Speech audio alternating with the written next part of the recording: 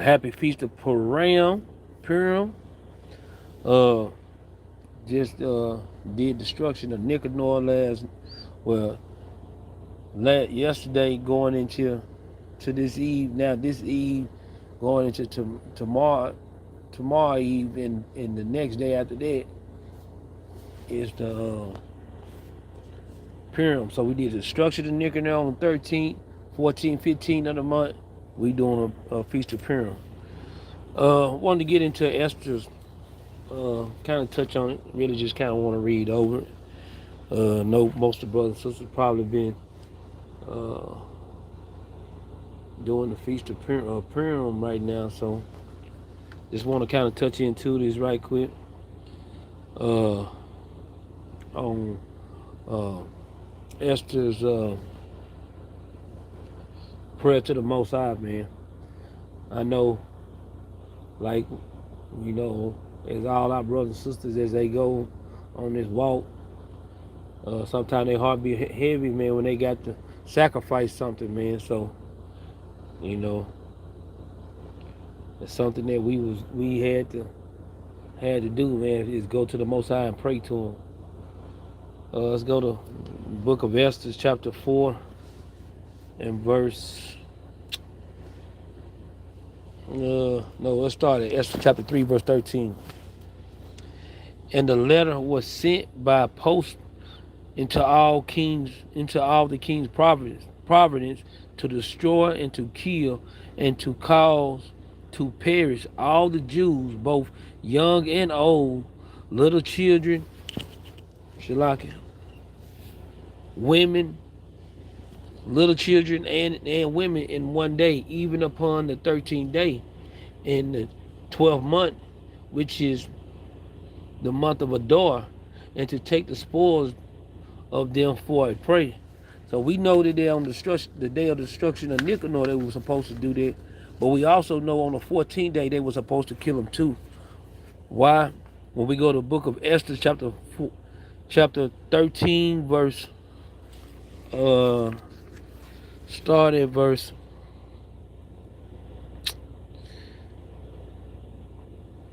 We'll start at verse 6. Therefore have we commanded that all that they are that Shalaki. I'm messing up tonight, man. It's in the book of Esther, chapter 13, verse 6. Therefore have we commanded that all they that are signified in the writing unto you by Amen, who is ordained over the affairs and is next unto us, shall all with their wives and children be utterly destroyed by the sword of their enemies, without all mercy and pity, the 14th day of the 12th month of Adar of this present year. So we know not just on the 13th that they was going to destroy them, but they was going to destroy them on the 14th day too, as well, going into the destruction of Nicanor and also going into the Feast of Purim, right? But let's go back right quick because we want to touch on Esther chapter 4 because it was heavy on that, sister. Watch this. Now we already know that Mordecai. I'm gonna jump. I'm gonna read verse 4. Start at chapter 4, verse 1. But I'm gonna kind of jump down though. So they were supposed to kill them on the 13th and 14th day of the month. We know, right? And when the book of Esther, chapter 4, verse 1. And when Mordecai perceived all that was done, Mordecai rent his clothes and put sackcloth and ashes and went out into the midst of the city. And he cried with a loud cry, with a loud and a bitter cry.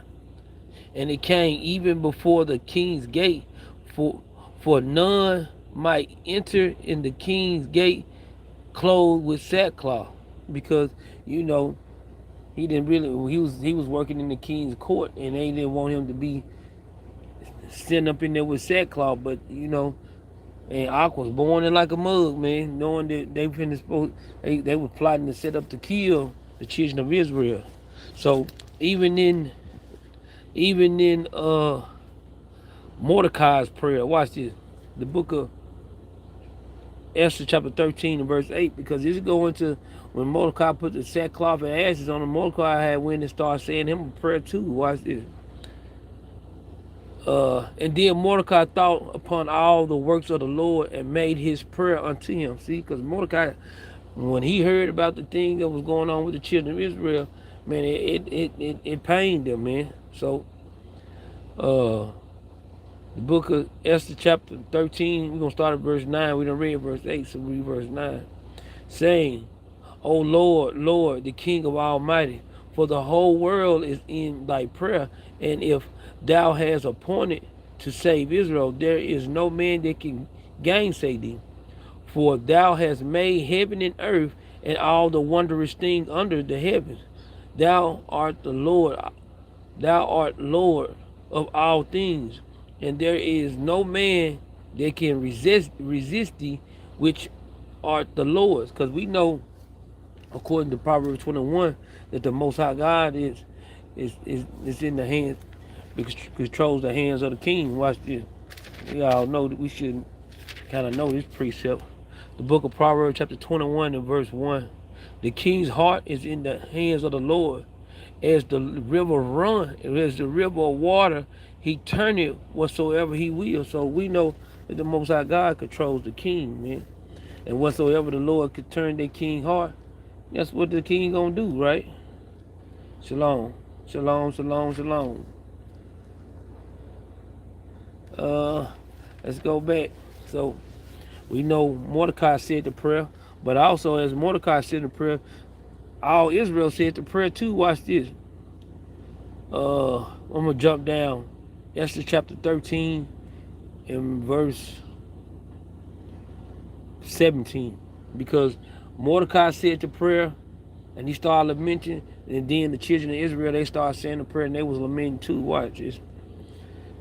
He said, hear my prayer and be merciful unto thy inheritance, and turn our sorrow into joy, that we may live, O Lord, and praise thy name, and destroy not the mouths of them that praise thee, O Lord.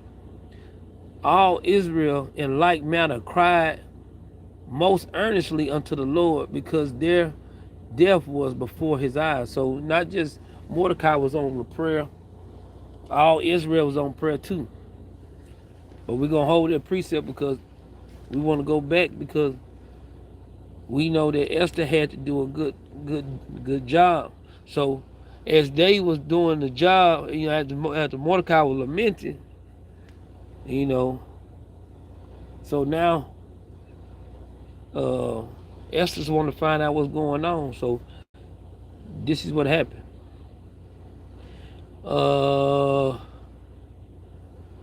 She tried to send to get Mordecai. She tried to send to get Mordecai to come in to talk to her, but Mordecai was still in mourning. So what Mordecai did, shalom, shalom. So what Mordecai did, he sent a copy of what he read to Esther. So we're gonna jump down to verse 8. Also, he gave him the copy of the writing of the decree that was given at Shushan to destroy them, and it showed it unto Esther, and to declare it unto her, and to charge her that she should go in unto the king to make supplication unto him, and to make request before him for her people. So, big con. So, Mordecai was sending that message into Esther so she could go in and basically go into the king, because we already know she was going in talking to the king. They was going to kill her if he didn't raise the golden scepter to her. We're going to jump down though. Verse 11, this is explaining.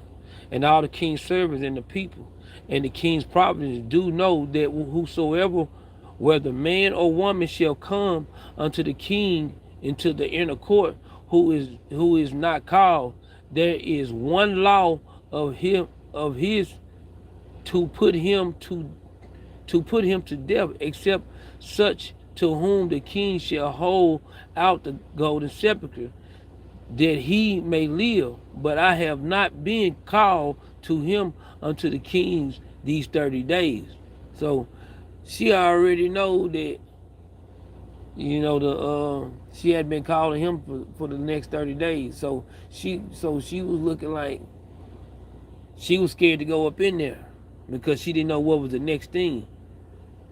And they told to Mordecai Esther's words. So when verse 12 said they told to Mordecai Esther's words, so Esther said, trying to send back a message, like Mordecai sent a message to her to give her the letter that he read, but then she told Mordecai, like, look, man, I ain't been called up, man, for 30 days. So, in these 30 days. So this is what Mordecai gonna say back to her. Then Mordecai commanded to answer Esther, think not with thyself that thou should escape in the king's house more than all the Jews.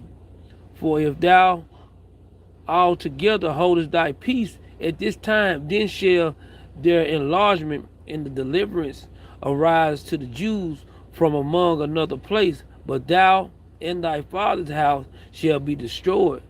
And who knoweth whether thou come to the kingdom for such time as this? So Mordecai was putting the hammer down on, say, since you're gonna have to come on and do this for the nation, man. You got to put that pride to the side. So you got to do this for the nation. So we know that. So Esther sent it back. So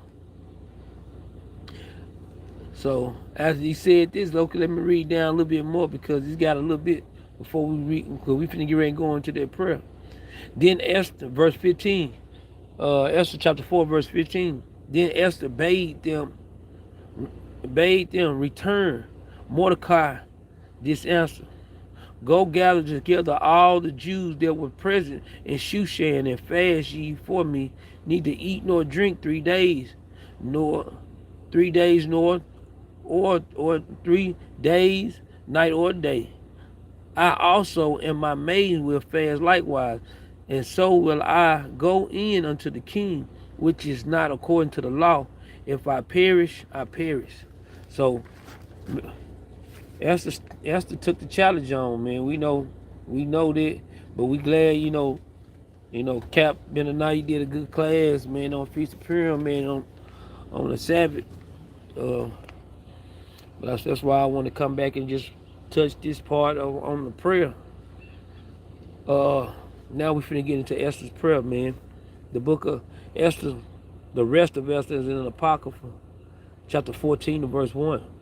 And Queen Esther also, being in fear of death, resorted unto the Lord. So as Mordecai prayed, all Israel prayed, and now he's saying Queen Esther, being in fear of death, resorted to the Lord. That means so she went in prayer too, right? And laid away her glorious apparel. So now she taking her glorious apparel and put on the garments of anguish and mourning, and instead of precious ointment, she covered her head with ashes and dung, and she humbled her body greatly. And all the places of her joy she fell with her torn hair, and she prayed unto the Lord God of Israel, saying, O my Lord, thou art our King, help me, desolate woman, which have no helper but thee, for my danger is in my hand. From my youth up I have heard in the tribes of my family that thou, O Lord, took Israel from among all people, and our fathers from all their predecessors for a perpetual inheritance, and thou hast performed whosoever that thou promised them. So she just kind of putting a supplication to the Lord, man, because she knows she just really kind of going into history. It's something that our people are always supposed to be learning, is our history, man. And sister was just going in there. She said, I know Did I hear about all these glorious works that you did? Just like when we go to our God, we hear about all the glorious works that he did, like through John the Baptist, through Christ, man, through Elisha, Elijah, man, Moses, Abraham, man. We hear all these glorious works, man. We got to pray, man, make supplication, man, and remember those things. Verse 6, and now we have sinned before thee, therefore hast thou given us into the hands of our enemy, because we worship their gods, O Lord, thou art righteous. Because that's going into Hosea 5 and 15. The Lord said, I will go and return to my place until they acknowledge their offense, and their affliction they'll seek me early. So the Lord allowed us to be afflicted because we went to worshiping their gods, like we still do right now to this day, right? In Babylon the Great. Nevertheless, it satisfied them not that we are in bitter captivity, but they have stricken hands with their idols. So it's saying it don't satisfy them for us being in slavery. They don't just want us to be in slavery. They want us dead.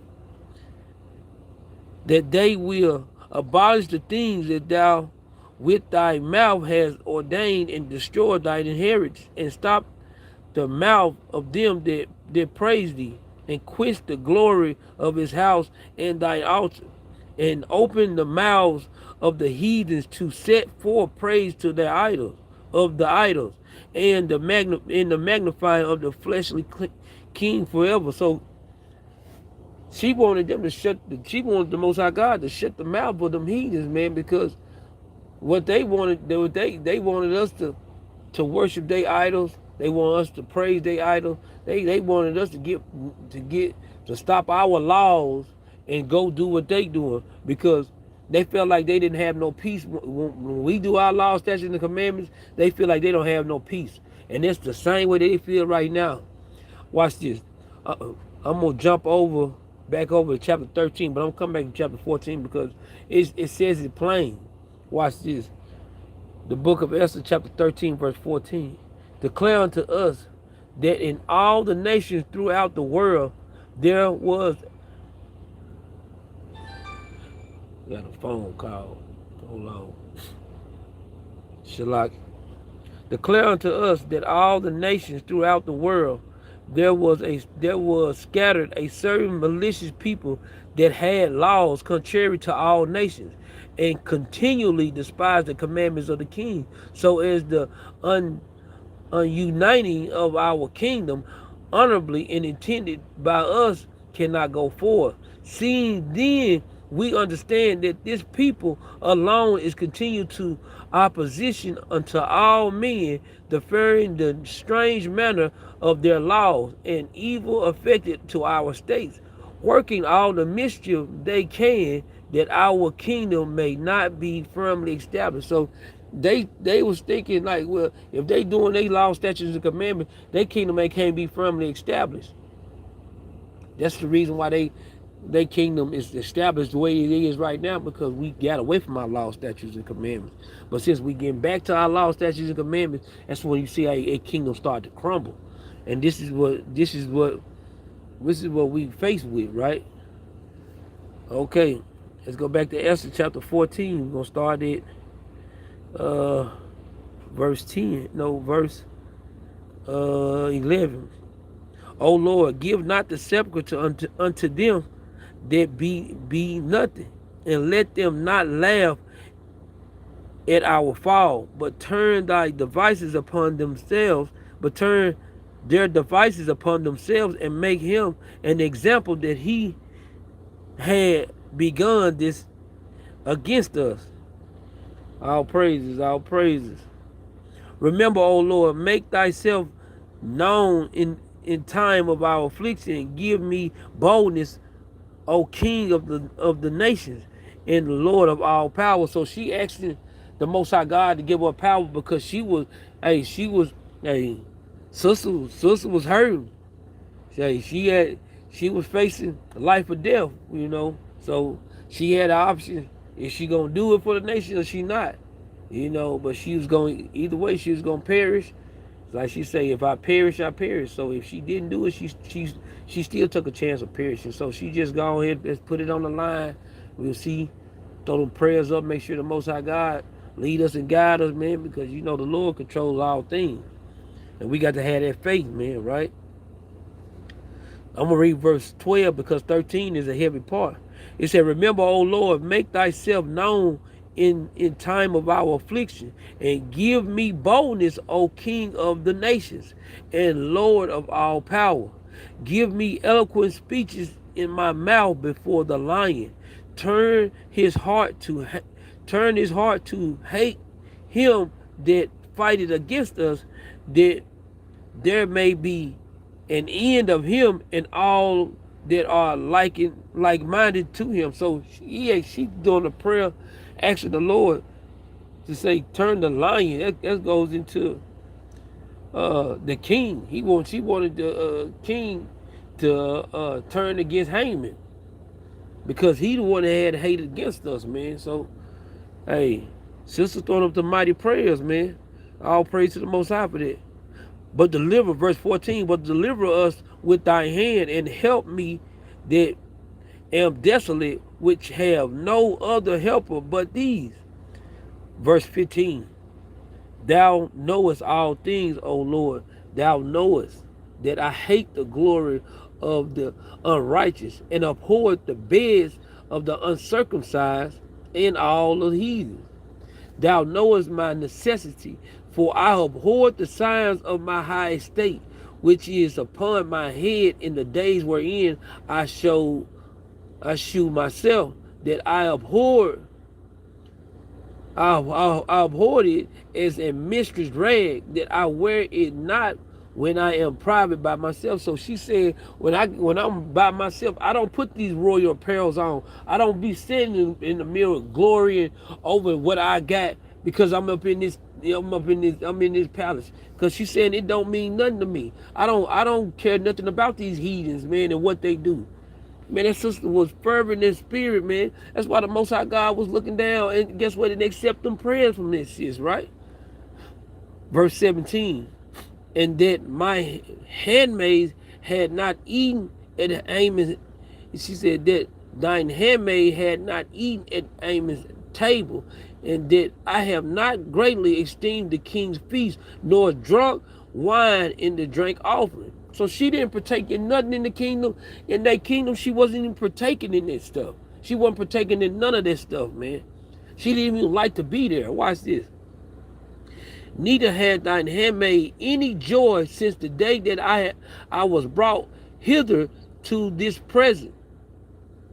But in thee, O Lord God of Abraham, O thou mighty God above all, hear the voice of the forlorn, and deliver us out of the hands of the mischief, and deliver me out of my fear. Because she didn't know, she didn't want to be in fear, because we know that fear is what? According to, let me get that precept right quick. Sister know she didn't want to be in fear, man, because, let me get that right quick.